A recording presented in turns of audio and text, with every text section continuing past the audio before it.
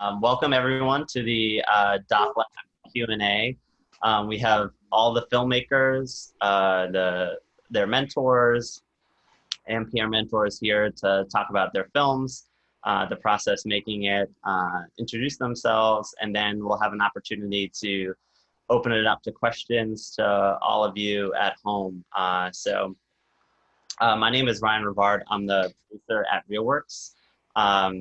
This year, I actually had the privilege of teaching for the first time in the documentary lab class with my partner in crime here, Charles Reynoso.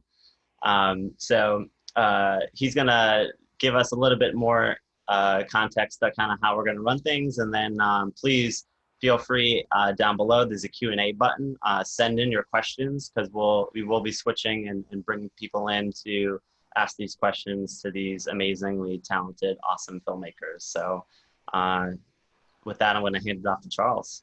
Hello, everybody. My name is Charles. I am the Manager of Education and Curriculum Development at RealWorks. But more importantly, I got to teach this amazing group of filmmakers in all of these rectangles all over the place. So that is what I am most proud of right now, absolutely. It's been such a pleasure being with every single one of them. So I'm just gonna let them introduce themselves.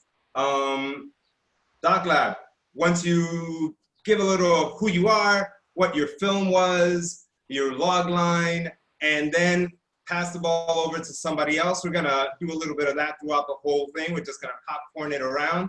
And when you wanna answer a question, we'll throw it right at you. Why don't you start us off, Jesus? Hello, my name is Jesus Luna. I made the film Under the Sun. It's a film about sleep paralysis and the roles that science and religion play when, observing different people's perspectives on the subject. Maya. Hi, my name is Maya Velazquez, and my film was Normal Family, and it's about my family, specifically my two moms and their coming out stories. What else? This is like the first time I actually explored like what they struggled with, and how my family reacted. Greg.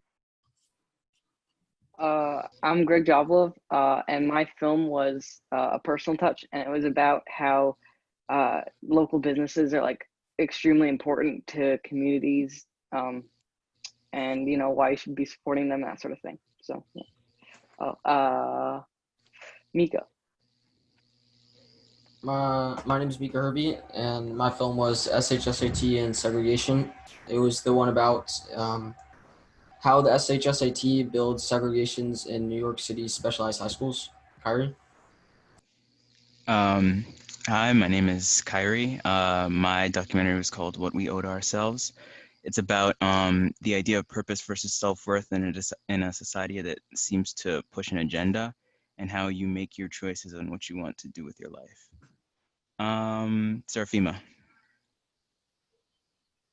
Hi, my name is Serafima Zaytsev. I made the film Deeper, What is a Woman? And my film was kind of almost a comparison piece on what womanhood is in two different cultures, Russian and American. TOCCARA. Hi, my name is TOCCARA Lewis. My documentary is called Arthritis. It is based on the struggles I faced with arthritis and how others can overcome the struggle that they relate to. Have we heard from Destiny? Hi, I'm Destiny Marcion, and my film was about mental health and the communication between teens and their parents. And my film's name was Miscommunication. Ruben might be having some technical difficulty with audio. Ruben, once you're able to log on, I absolutely want you to intro yourself. Ruben was my mentee and an amazing Doc Lab student. He made the film Living in Soup about his experience with identity in New York City. So I want to say to all of the people out there, feel free to put up questions on our Q&A board. We're going to ask a couple, and I want all the mentors to also introduce themselves. So while we're giving intros, I definitely want people to just throw some questions at us and we'll answer as many as we can. But let's start with the first and the easiest for all our doc labs. Tell me about your story and why was it important to tell? I'll let any one of you start that off. I can go ahead. So my story was basically about the idea of having to conform to a certain idea that society tries to push against you, growing up and looking to find a profession. And it came from me normally I'm a very indecisive person. So when the time came to figure out like what I wanted, like the kind of career path that I wanted to take, of course, that was going to be the most chaotic of decisions. And I gave it a lot of thought, and I realized that over the course of my life, I've been trying a lot of different things, and I didn't do any of them particularly well, but I did a lot of things. And I noticed that I never really stuck with any of them. And I think that the reason that reason was because there was nothing that was making me especially happy. Like there was nothing that was that felt really fulfilling. And then when I sort of came to that conclusion, I figured that I couldn't have been the only person. So I figured that to get the word out there, I could offer my own perspective and the perspective of like some of my friends around me. And that's basically how my documentary came to be.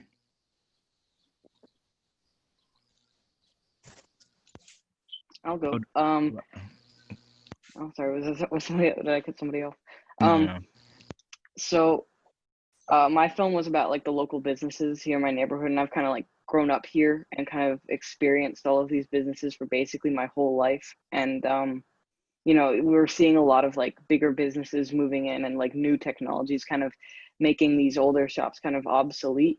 But I kind of wanted to just talk about like why that wasn't the case and why these are like super important, you know, super important place to support. And I think like, you know, everybody should like do their best to try to support shops that are owned by a single person rather than like, you know, a large brand. So yeah, that was kind of, that was my idea. Throw it over to someone, Greg. Jesus?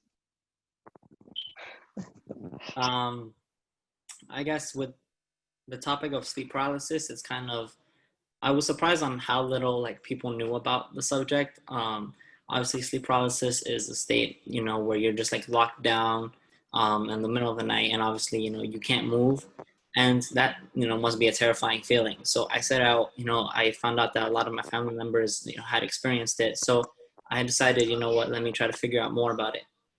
And the topic of sleep paralysis kind of, you know, has a bubble of, you know, demonology or, you know, religion. And I decided, you know, I want to discover more about what people think about the subject and not just make it like more of a horror like movie, and make it more of like a topic, a discussion between science and religion.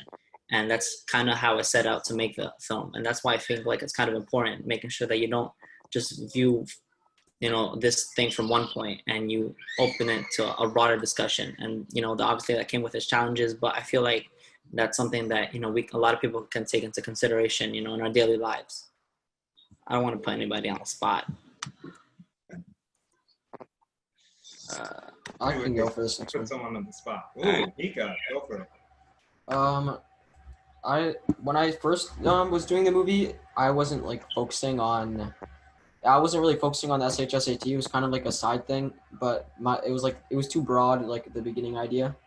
So I realized that this was probably like the most important issue. Well, not the most important, but like it's the more narrow instead of the broad idea of the bad high school system in New York City, or the entrance exams, I should say. So I thought it was important because a lot of people end up feeling like it's their fault that they're not like when they don't get into a good school, for example. Like like if you're yeah, if they don't get into good school. So I thought it was important to make this film because it's kind of like just shows you how it's not always your fault and that the system is kind of in place to make you fail if you don't have the right things that you need to succeed. Should Awesome. I pass this on? I'm gonna let one more who wants to volunteer. We've got a few more questions for all of you, but if somebody really wants to speak on why the story was important to you, now's the time. Okay.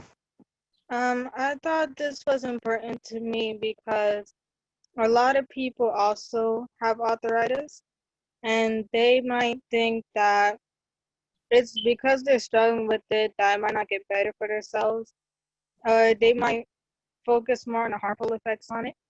And so I basically wanted to inspire them that it's okay what you have. You shouldn't doubt yourself, and that things can get better. You can still do things that you might think is impossible right now. But you should learn from this experience of having arthritis, and that you should believe in yourself, and that you can do things even though you think in your mind that you probably won't be able to. Thank you so much, TOCCARA.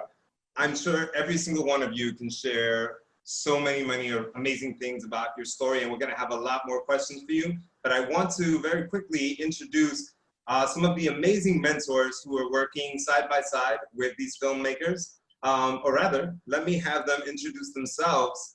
Why don't you start us off, Priska? Tell us who you are and who you were working with, and if you could share one thing that you feel you learned from your mentee. I know, I put you on the spot and asked you that question right off the bat. You did. Well, hi everyone. My name is Priska, and I've been working with Maya over the past couple of months. Her film was The Normal Family, about her two moms. And one thing I learned from her was I think just the dedication of just trying to find like what the real story is. I think that Maya had so many different ways that she could tell the story, and it just it could have gone so many different ways. And I think like her dedication to what the story is and what really her moms wanted to say was just like really special. And it's just like, I think a reminder for all filmmakers and all storytellers to really search for what that real message is and what the story is actually about. So yeah, I learned a lot through this one and resonated very strongly with me as well. So it's been a pleasure working with Maya. And why don't we have Maya, why don't you share one thing you learned from your mentor? Mostly everything, really, because like I never made a film before, and I never like really learned anything about film. So she taught me a lot of like editing tricks and stuff. And she just helped me like put my story together and supported me through the whole way. Yeah. Awesome. Miguel, tell us about who you are, who your mentee was, and what you learned from them. Hello, my name is Miguel. I work mostly as a writer and director, and I work with Jesus in Under the Sun. Something where I guess I learned a lot from the process with Jesus. I learned a lot about sleep paralysis, which is something that I've never really met a first degree testimony of that condition, and it's very interesting, and it really makes me want to learn more about it. But also most of the time I work with fiction films, so helping Jesus making the documentary was a great experience for me to also understand how documentaries work. Working with Miguel, with the topic of sleep paralysis, it's such a broad, topic. Obviously, having to deal with the shifting idea that midway through making the documentary. So Miguel definitely helped me, keep it grounded, and then help make sure that my ideas didn't just float in the air. And he helped me put it on a timeline and eventually make it all together so that it was flowed properly, and it kind of just worked in sync with every scene that, you know, kept going. And that obviously helped me, you know, make sure that the story flowed better. And without him, I'm pretty sure that, you know, the whole documentary wouldn't have flowed as better as it could have. Awesome. Let's pass this over to Andrew Helms. Hey everyone, my name's Andrew. I was Micah's mentor. One thing I learned from working with Micah, you know, when we started down this story, it was going to be a story about Micah's own experience, and which was really interesting in his own process of applying to high school. And I learned so much. Not having grown up in New York, I really didn't realize kind of the convoluted and strange way that all of these really great filmmakers ended up applying to go to high school. And in learning so much from Micah, and we really kind of went back and forth on what would be the best kind of route to put it, to get into this story and get at these issues. And it was really interesting to watch the story kind of evolve from something that was maybe more about his own experience to now becoming something about, you know, the long-lasting and huge issue of segregation in New York City's public school system, which is a huge issue. And it was great to see the film kind of land on this really clear call to action about something that can be done to try to change things for the better. Working with Andrew, it was helpful because I got to put all my like thoughts on paper and kind of just like figure out what I want to focus on, and also kind of where I want to put it in the movie. Because before I just had all my ideas just scattered around, and then now I could be able to kind of figure out like the beginning, the middle, and the end, and everything in between those things pretty much. So let's pass this over to Sanjay. Hey everyone, my name is Sanjay and I'm an indie filmmaker. This was my first year mentoring at Wheelworks, and I had the privilege to work with Kyrie, helping him only a little bit along with his filmmaking journey in making What We Owe Ourselves. This was a tremendously special experience for me to watch Kyrie's exploration process, and I'm happy to see that the youth are still enthusiastic about storytelling as an art form. It keeps me hopeful that we will continue to see meaningful stories from young filmmakers like Kyrie. Working with Sanjay definitely helped me figure out how to translate ideas onto paper, as opposed to just thinking up a bunch of concepts and thinking generally. Because when I'm in like a planning phase, it's mostly just like ideas that you could put in like a video essay or a book, and it's not something that really works as a film. But Sanjay helped me figure that out, so I do owe him a lot for that. Awesome. Illy. How are you guys? It's good to see everybody after a long hiatus. So yeah, this is my first year also. I mentored Greg, but I use that term pretty loosely because we really, I think, just kind of batted ideas back and forth and took a lot. I hope he took some from me, but I definitely learned a lot from him as well. I think one of the things that we sort of focused on in a kind of film like this, and I really wish that, you know, COVID hadn't hit and he would have been able to go back there and get even more, of course. Like, I'm sure all the mentors are watching these films and thinking what more could have been done as well. For us, we focused a lot on how to kind of bring out the emotionality in what would be considered like everyday characters, you know, a shop owner, for example, in kind of a regular circumstance. So what we were really trying to tease out is how do you kind of create the emotional landscape of this place? And that's the kind of work that I make, and we were sort of trying to figure out how to do to try to sort of move away from sort of a news package and more towards where's that personality, those personal touches. Why might somebody sort of really come to these shops because of the connections, even if it doesn't sort of make financial sense? But overall, it was a great experience. I just wish we could have kept plugging away at it. Yeah, definitely. I wish, yeah, a little more time. You always kind of run into that issue.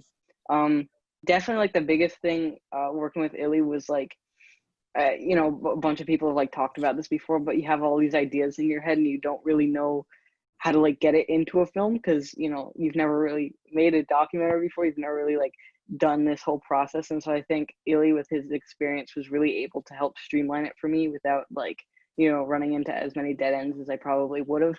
And so yeah, it just made it like much easier to be able to go from my ideas to an actual film, you know, in as quickly as possible. So yeah, thanks Illy. Awesome. Let's pass this over to Mr. Kevin Schreck. Hey everyone, I'm Kevin. I'm a documentary filmmaker, and I had the honor of working with TOCCARA on her very heartfelt and very sincere and brave piece about dealing with arthritis. And I think what I learned from working with TOCCARA is a very soft-spoken, quiet person, but she has a lot to say through her art, through her message. And I think that, and you know, I would come to her with ideas for how to like, you know, expand upon her film or whatever, but it was so impressive to see in her own way that she already had a very cinematic mind, and she already had a very good visual storytelling sensibility. And I really didn't have to do a whole lot. I was there to kind of bounce ideas off of her, but so much of that came from her, and that was really cool to see come to life. Awesome. It was really great working with Mr. Kevin, and a lot of ideas that I had before, I wasn't really sure how to put into the film, so he helped me a lot with that. And he definitely asked me a lot of questions on what could make my film better, and it helped me think more about my film or how I could change things and put it in a different place. And when taking footage, he helped me a lot too. It was great to see his ideas and minds and see which one worked better and fuse it together to make this documentary. Thank you so much, TOCCARA. I had the opportunity to mentor Ruben, who is having video and audio issues right now, but he is the wonderfully drawn cartoon at the bottom, where it's nicely sketched by one of our peer mentors, who we will be introducing right after this. But working with Ruben has actually been like a really, really, like, it feels like a very personal experience to me, because he talks a lot about being Dominican and then not feeling Dominican. And I feel like that's like, we're moving in towards such a place where everybody is just becoming so many things, and everybody is so many things. And living in New York, you can't possibly just be one thing. I don't think anybody can be one thing. And I think seeing Ruben explore that and explore like his own identity and his own sense of self really, really like echoed a lot of what I felt growing up in the city. So I think it was really, really great being able to connect with Ruben in that way. Ruben is texting his answer. So I'm not gonna force him to type 60 words a minute. Once he sends it in, I'm going to be reading off for Ruben. But I would like to introduce two of the people who have been such an amazing influence. They are also young filmmakers who took this lab like last year or the year before, taking narrative labs or fellows labs this year. They are our amazing peer mentors who supported these students just as much as everybody else. So I'd like them to introduce themselves. I'll start off with the person who drew Ruben's sketch. Miss Elena, Elena, introduce yourself. Hi, I'm Elena. I did the sketch that Ruben has on his screen right now. Yeah, I was an alum of the spring 2018 doc lab, I think, and it was really great to be able to work with everyone and see them like as their films like grew from like just like ideas into like actual narrative beings, and they came together so well. This is my first time seeing them, and I'm just, yeah, I'm so proud of everyone. Yeah, Pastel.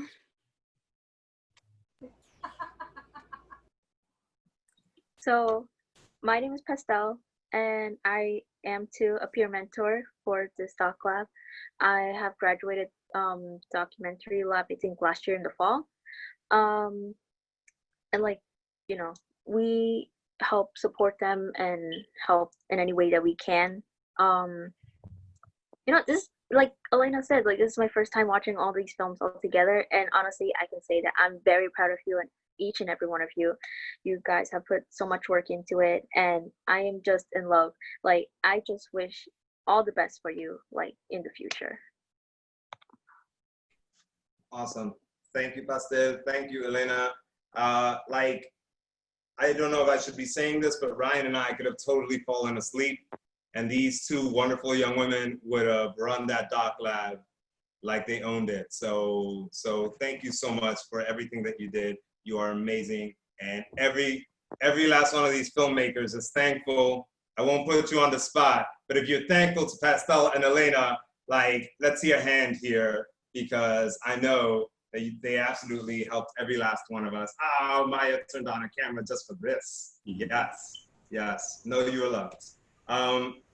So we have a bunch of questions from the audience, and I want to toss this over to Ryan. Ryan, give us some questions from the audience. Lots of awesome questions sent in, so we're going to start working our way through the list here. I'm actually going to dial people in to ask the questions. So let's get to the first one here. Hello? Leo Mary, is that how you pronounce your name? Yeah. Can you guys hear me? Yeah, we can. Whoa, okay. Hello, everybody. So I wanted to ask, well, first of all, I wanted to say thank you guys for creating, because that is a process, and thank you for sharing your stories. I'm coming from Bronx Net Television, and I attend a lot of screenings because that's part of what I do as a job. So I wanted to ask everybody, and this is also for the peer mentors, what was the most challenging part of creating your documentary, and what was the most fun part? I guess I can lead that one. I would say that the most challenging part for me probably had to be, because I'm terrible with scheduling, just organizing all the days to interview everyone, because it was in the middle of school, and it was a lot of conflicting schedules, so I thought that, it was going to take forever to get them.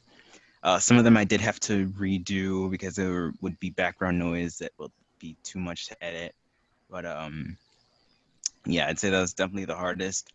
But then, ironically, the most fun part was editing, because there's a lot that you can do when you have a lot of B-roll footage, and once you finish putting it together, you get to touch it up with transitions, intros, outros, underlying music, and really shape it to fit the image in your head, even if it's not exactly as you picture it. But of course, the only downside to that is that you have to chop it up when it gets too long. So, yeah. That's awesome. It's funny to meet people that actually enjoy editing. So it's cool to hear that. Thank you. Does anyone else want to answer that question? Yeah, I can answer. I kind of agree with Kyrie that the editing process was the most fun, because I feel like it's the most creative process, because you can just, like, there's so much you can do with editing. Of course, you need the footage alongside it, but I felt like it was more fun to actually edit the footage than go out and get the footage, because I guess it's like when you're getting the footage, you're already thinking about what you're gonna do with it to edit it. So the whole point of the footage is to edit it. So it's just more creative and more fun than going out and getting it, in my opinion. True, very true. It's gonna be, yeah, because when you have it, you're already like playing with it, and then when you're thinking about getting it, that's the beginning process. So it's like, where do I even start? I could see that. All right, why don't we jump to another question here? Thank you for that first question, kicking us off, Lamary. For sure.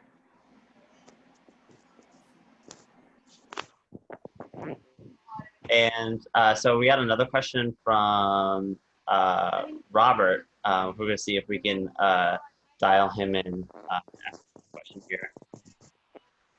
He might not be here, so let's ask it. So his question was, he asked specifically to hear from Maya and Destiny.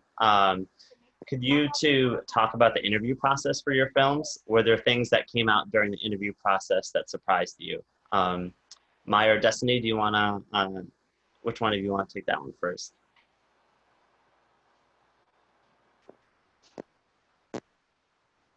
I guess I'll take it first. So the interview process was kind of hard because I had to build up a lot of trust with the people I was interviewing, because asking them about like their communication with their parents is really difficult because I'm kind of like entering their home life a little. And I discovered a lot of things about the people around me as they opened up to me in terms of their communication with their parents. And what about you, Maya? So to be honest, the interview process for me was sort of easy because I interviewed my family and I was able to do it at home, and like I know them, so yeah. Yeah, that's really it. Did anything surprising pop up while you were interviewing your family, Maya? Well, since I didn't know about their coming out stories before, it was the first time like hearing it.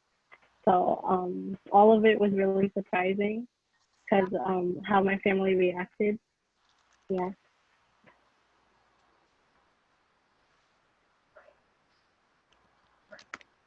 All right, so we'll go in and get another question here from Zach. Hello. Hey. I was asking. Let me find my question. I forgot my own question. Anyone can really answer, but does anyone here personally want to continue pursuing film as a career, or is this a one-time thing? Yeah, that's one of my questions. I absolutely think that pursuing film as a career is something that I'd want to do, especially over what I was initially considering doing. When I went around applying to college, I wanted to go for computer science, thinking that like, oh, you know, it's like working with computers, it's coding, that's interesting enough. But then I noticed that I started to drop off with it a lot, and it wasn't really at like the forefront of all my interests.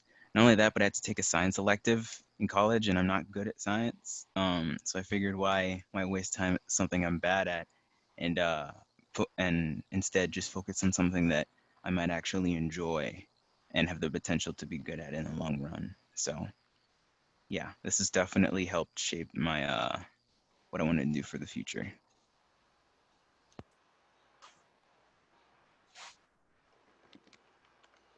I mean, yeah, definitely something I want to do. Yeah, I can't really, I've always kind of like been into filmmaking, like to certain degrees for my whole life, but I've definitely gotten like more serious about it in the past couple of years. But yeah, filmmaking and photography, like basically everything with cameras I've been into. So yeah, definitely. I can't really imagine doing anything else at this point. So definitely, we'll see how easy it is, but you know. Especially after, you know, doing this whole doc lab, I guess the reason why it piqued my interest was because obviously I'd work with a bunch of people who wanted to make a film, like-minded people, and that's kind of what the industry is about. It's about like, you know, collaboration. It's about working alongside brilliant minds and filmmakers, and you know, watching all these films, I have reassurance that, you know, I'll be able to work alongside the like-minded, you know, people who are going to make films, amazing films, and you know, pursuing film as a career is something that I 100% want to, you know, dive into. Awesome. So, ladies and gentlemen, we have reached the tail end of our Q&A session. All of these amazing documentaries will be available online on YouTube at the RealWorks YouTube. And every single one of these filmmakers will be available via their Oscar nomination a few decades from now. So we're gonna do something that people tell you never to do during a Zoom session, and that is, I would like everybody to unmute their mics. Everybody unmute your mic right now. It doesn't matter if there's a cat meowing in the background. It doesn't matter if there's some sizzling. We're gonna just have a huge round of applause. We're just adding everybody onto this. We're gonna have a huge round of applause for every single one of our filmmakers, their mentors, their mentees, for all of these amazing films that were created and for all of the effort that you put into it. You did an amazing job, and we are all tremendously proud of you. Let's give them a round of applause. Hey, that was amazing. Yeah, let's go. Get it. Thank you all for coming. This concludes the incredibly talented young filmmakers portion of our show.